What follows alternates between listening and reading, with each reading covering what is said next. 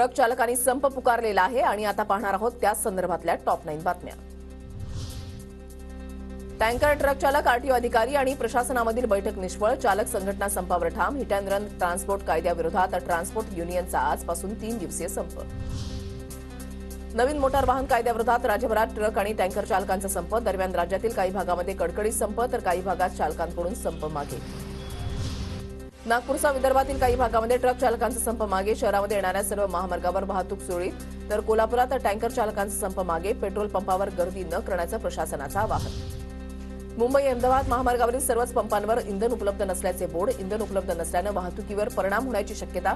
Truck चालकांच्या देशव्यापी संपाचा इंधन पुरवठ्यावर मोठा परिणाम। छत्रपती संभाजीनगरमध्ये ट्रक चालकांचा संप सुरू। संपामुळे ट्रक चालकांनी धुळे सोलापूर महामार्गावर वाहनं थांबवली। ट्रक टँकर चालकांच्या संपाचा खासगी शाळांच्या बसेसवर परिणाम होण्याची शक्यता। इंधन पुरवठा झाला नाही तर उद्यापासून बसेस बंद राहणार।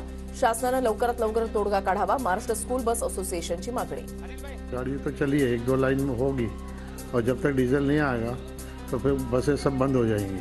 तो जब तक गाड़ियाँ चलेंगी, अब डीजल नहीं मिलेगा दोपहर के बाद या जो भी होगा तो फिर स्कूल बसें भी बंद हो जाएंगी।